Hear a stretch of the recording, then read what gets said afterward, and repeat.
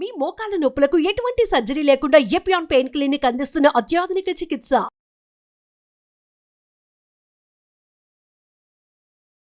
Welcome to Suman TV. Vitamin B12 deficiency, దీని గురించి పూర్తి వివరణ, ఓ క్లారిటీ ఇవ్వడానికి ప్రస్తుతం మనతో పాటు ఉన్నారు సీనియర్ న్యూట్రిషనిస్ట్ అంజలీదేవి గారు. వారితో మాట్లాడదాం. మేడం నమస్తే. మేడం నమస్కారం అండి. ఈ సమస్యతో సఫర్ అయ్యే వారి సంఖ్య చాలా పెరిగిందనే చెప్పుకోవచ్చు. అందులో చూసుకుంటే కనుక ఎస్పెషల్లీ అందరూ ఎక్కువగా అనే మాట, వెజిటేరియన్స్ లో 100కి 99 మంది సఫర్ అవుతున్నారు అంటున్నారు. మరి పాత రోజుల్లో అయితే ఎందుకు వినిపించలేదు? ఈ మధ్య కాలంలో ఎందుకు ఈ సమస్యతో ఎక్కువగా బాధపడుతున్నారు? డెఫిషియన్సీతో ఏం చేస్తున్నారు? తప్పిదాలు ఏమైనా చేస్తున్నారా? ఎలాంటి ఆహారం తీసుకుంటే అందరికీ బాగుంటుంది అంటారు? B12 ముఖ్యంగా వెజిటబుల్స్ లో ఎక్కువగా ఉంటాయి. తర్వాత నాన్ వెజిటేరియన్ ఐటమ్స్ లో ఎక్కువ ఉంటాయి. నాన్ వెజిటేరియన్స్ చేప, మటన్, చికెన్ వీటిల్లో B12 ఉంటుంది. కానీ అది నాన్ వెజిటేరియన్స్ మనకి అది ఎలా ఆటోమేటిక్ గా వస్తుంది కాబట్టి తినరు. అందుకని వెజిటేరియన్స్ కి ఎలా ఉంటే బాగుంటది అంటే ఇద్దరికి ఉపయోగపడుతుంది కూడా. ఓకే, ఇద్దరికి సరిపోయి ఫస్ట్ మనం స్టార్ట్ చేసేద్దాం. అయితే ఏంటి, ఏ విధంగా? ఎందుకంటే ఇది తక్కువ ఖరీదైంది కాబట్టి అందరికి వచ్చేస్తుంది. అందరికి అంటున్నారు, వెజిటేరియన్స్ కి అందరికి అంటున్నారు, అందరికి సరిపోద్ది. B12 నార్మల్ గా ఏంటంటే ఎక్కువగా సముద్రంలో పెరిగే వీటిల్లో ఎక్కువ ఉంటుంది. నేను ఆ చేప, రొయ్యలు అంటే నాన్ వెజిటేరియన్స్, కానీ అటువైపు పెరిగిన పదార్థాల్లో B12 ఉంటుందమ్మా. అదే రకంగా B12 అని చెప్పేసి మనకి కొన్ని పాలల్లో వాటిలో కొన్నిటిలో కొంత మటుకు వస్తూ ఉంటుంది.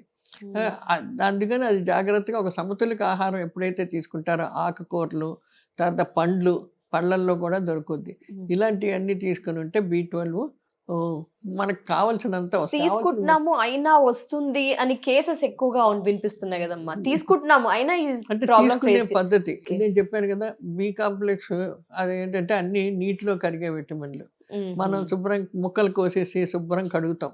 కడిగేస్తే అందులో ఉన్న B12 అంతా నీళ్ళల్లో పోతుంది. లేకపోతే ఏం చేస్తాం, ఉడకబెట్టేసి వాష్ చేసి పోతాం, అందులో పోతుంది. ఉడకబెట్టి మళ్ళీ మిక్సీలో వేసి జ్యూస్ చేసుకుని తాగుతాం, అందులో పోతుంది. సో ఇదేంటంటే B12 అన్నది అది నీటిలో కరిగే విటమిన్ కాబట్టి అది మనం సరిగ్గా ఒక పద్ధతిగా మనం వండకపోతే అందులో విటమిన్ పోతూ ఉంటుంది. సో దానివల్ల వైటమిన్ B12 డెఫిషియన్సీ వస్తుంది. ఇంకొకటి మన శరీరంలో కూడాను మన డైజెస్టివ్ సిస్టంలో సరి అయిన సంతులిత ఆహారం కానీ లేకపోతే B12 అబ్జార్ప్షన్ కొంచెం తగ్గుతూ ఉంటుంది. అది బ్యాలెన్స్డ్ డైట్ అంటాం. సంతులిత ఆహారం అంటే బ్యాలెన్స్డ్ డైట్ కరెక్ట్గా ఉండి కావలసినంత పప్పు, ఇవన్నీ పప్పు, బియ్యము రెండు కలిసి, సీరియల్, పల్సెస్ రెండు కలిస్తే కంప్లీట్ ప్రోటీన్ అంటాం. అలాగే వెజిటబుల్స్ ఉండాలి. ఇవన్నీ కలిపి ఉంటే B12 మనకి పడుతూ ఉంటుంది అనమాట.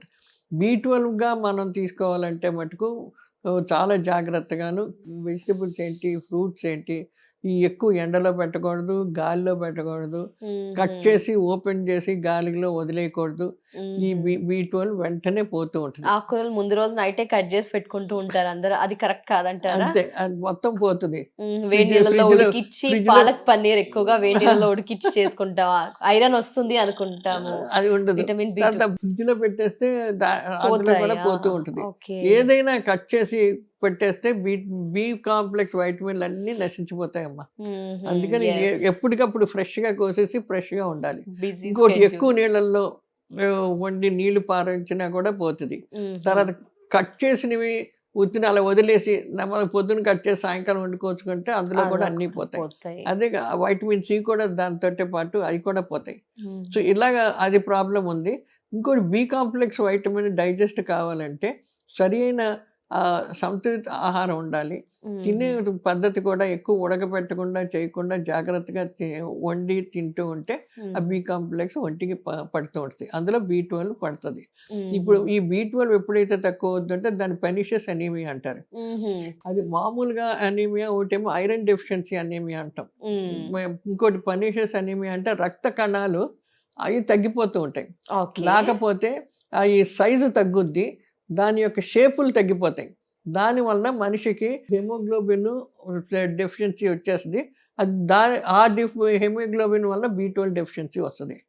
దాన్ని పర్నిషియస్ అనీమియా అంటాం. ఓకే. రక్త కణాల యొక్క నంబర్ తగ్గిపోద్ది అనమాట. ఓకే. దాని యొక్క సైజే కాకుండా దాని యొక్క షేప్ కూడా మారిపోతుంటుంది ఎప్పుడైతే ఈ B12 డెఫిషియన్సీ వస్తుంది. ఓకే. సో అది వస్తే మటుకు చాలా జాగ్రత్తగా మెయింటైన్ చేసుకోవాలి. మామూలు మిగతా B కాంప్లెక్స్ లాగా టాబ్లెట్లు వేసుకుని ఏదో సరిపెట్టుకొని లేకపోతే తినేస్తే కాదు. B12 వచ్చినప్పుడు మటుకు చాలా కేర్ఫుల్గా అంత లెవెల్ వచ్చేటప్పటికి ఇంజక్షన్లు తీసుకోవాలి, టాబ్లెట్లు అనేది తీసుకోవాలి. ఏం సిమ్టమ్స్ కనిపిస్తాయమ్మా ఆ టైంలో? అంటే ఎవరికి వారు జస్ట్ స్టార్టింగ్ లో ఎలా గుర్తించవచ్చు? చాలా వీక్నెస్ అమ్మా, చాలా నీరసం వచ్చేస్తుందండి, నేను తినలేకపోతున్నా అండి, నడవలేకపోతున్నానండి అని చెప్తూ ఉంటారు. అది ఫస్ట్ సిమ్టమ్ అన్నమాట. దాని తర్వాత మనిషి పేలుగా అయిపోతుంది. అంటే కొంచెం రక్తం ఉన్న మనిషికి ఒక రకమైన ఎంత తెలుపు ఉన్నా ఒక రకం రంగు ఉంటుంది. ఐరన్ డెఫిషియన్సీ ఉన్నప్పుడు మనిషి పేలుగా అయిపోతారు. అలాంటివి ఉన్నప్పుడు కొంచెం చెక్ చేసుకోవడం మంచిది. వీక్నెస్ ఉన్నా, ఎక్కువ నడుస్తుంటే ఆయాసం ఉన్నా, అలాంటప్పుడు చెక్ చేయించుకోవడం చాలా మంచిది. మరి సాధారణంగా విటమిన్ B12 అయితే సర్లే తగ్గింది కదా అని ఏమైనా మెడిసిన్ తీసుకుంటున్నారు, మళ్ళీ రిపీట్ అయ్యే ఛాన్స్ ఉంటుందా? అంటే ఇప్పుడు ఈ సమస్య వచ్చిందని మెడిసిన్ తీసుకున్నాం, కొంతకాలం తర్వాత మానేస్తూ ఉంటారు, చిన్న సమస్యే కదా అని. అంటే ఇప్పుడు ఎలా వస్తుందంటే, ఇప్పుడు మనకు ఆహారంలో సమతులిక ఆహారం అంటాం, బ్యాలెన్స్డ్ డైట్, అందులో మనకు B12 వస్తే టాబ్లెట్లు తీసుకోక్కర్లేదు. ఓకే. ఎప్పుడైతే మన ఆహారంలో లోపం ఉన్నప్పుడు నార్మల్గా బ్లడ్ టెస్ట్ చేయించుకొని ఆ బ్లడ్ టెస్ట్లో B12 తక్కువ ఉన్నప్పుడు కంపల్సరీ, బాగా తక్కువ అయితే టాబ్లెట్లు తీసుకోవాల్సిన అవసరం ఉంది. ఎందుకంటే అది టాబ్లెట్ ద్వారానే లోపలికి అబ్జార్బ్ అవుద్ది, శోషణ చెందుద్ది, లేకపోతే రాదు. ఈ ఆహారంలో అన్నది ఏంటంటే మనకు అది డైజెస్ట్ అవ్వాలి. డైజెస్ట్ అయిపోయిన తర్వాత ఎంత మటుకు బాడీ అబ్జార్బ్ అయిందో చూసుకొని దాన్ని బట్టి బాడీ శోషణ చెందుద్ది, లేకపోతే అబ్జార్బ్ చేసింది యూటిలైజ్ కాదనమాట. ఇది ఆలోచించుకొని జాగ్రత్తగా తీసుకోవాల్సిన అవసరం ఉంది.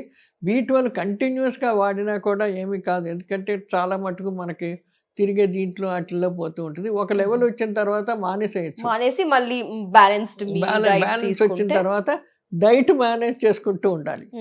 మళ్ళీ డెఫిషియన్సీ రానివ్వకుండా ఆ డైట్లో జాగ్రత్తగా మేనేజ్ చేసుకొని B12 లెవెల్ మెయింటైన్ చేసుకుంటూ ఉండాలి. B12 డెఫిషియన్సీతో వచ్చిన అనీమియా చాలా నీరసంగా ఉంటారు, అది కంపల్సరీ జాగ్రత్తగా చూసుకోవాలి. రక్త కణాలు సైజులు తగ్గిపోతాయి, నంబర్ తగ్గిపోతాయి. కాబట్టి మనిషిలో ఆయాసం, పేల్నెస్, వీక్నెస్ ఇవన్నీ చాలా ఎక్కువగా ఉంటాయి. మామూలు ఎనీమియాకి దీనికి చాలా డిఫరెన్స్ ఉంటుంది. అందుకని B12 డెఫిషియన్సీ అంటే ముందు కేర్ఫుల్గా చూసుకోవాలని చెప్తారు అనమాట. ఒక సర్టన్ ఏజ్ వచ్చిన తర్వాత మాత్రమే దాని అబ్జర్ప్షన్ అనేది తగ్గిపోతుందా? అంటే 30 35+, 40+, ఏ టైంలో ఈ ప్రాబ్లమ్ ఎక్కువగా చూస్తూ ఉంటాము? అంటేనమ్మా, ఇట్ ఆల్ డిపెండ్స్ ఆన్ వాళ్ళ ఏజ్, తర్వాత వాళ్ళు ఎలాగా పనులు చేస్తున్నారు. కొంతమంది ఎక్కువ పని చేయకుండా ఒకటే కూర్చొని ఉంటారు, అప్పుడేమో పెద్ద ఇదవ్వదు, శోషణ చెందదు. ఒక్కొక్కసారి బాగా తిరుగుతూ ఆహారంతో పాటు అది కూడా తింటూ ఉంటే డైజెస్ట్ అవుతూ ఉంటే ఒంటికి అబ్జార్బ్ అవుతూ ఉంటుంది, లేకపోతే వేస్ట్ కింద వెళ్ళిపోతూ ఉంటుంది. సో అవి కొంచెం జాగ్రత్తగా తీసుకోవాలి. కంపల్సరీ మినిమం ఎక్సర్సైజ్ ప్రతి మనిషికి కావాలి. ఇంట్లో అన్నా నడవాలి. బాగా బరువుగా ఉన్నవాళ్ళు కూర్చొనే ఉండిపోతే కాదు, ఇంట్లో అన్నా కొంచెం 4-5 అడుగులు అటు ఇటు వేసుకుంటూ ఉంటే కొంచెం యాక్టివిటీ ఉండేటప్పటికి ఇవన్నీ సర్క్యులేట్ అవుతూ బాడీకి అబ్జార్బ్ అవుతూ మళ్ళీ ఆ వేస్ట్ ప్రోడక్ట్స్ ఏమైనా ఉంటాయి పోవడం, ఇలాంటివన్నీ ఆటోమేటిక్ గా బాడీకి అడ్జస్ట్ అయిపోతూ ఉంటాయి అన్నమాట. ఏ వైటమిన్స్ కైనా ఎక్సర్సైజ్ తో లింక్ ఉంటుంది డెఫినెట్ గా. థ్యాంక్ యూ సో మచ్ అమ్మా, నమస్తే. వాల్యుబుల్ ఇన్ఫర్మేషన్ ఇచ్చినందుకు ధన్యవాదాలు.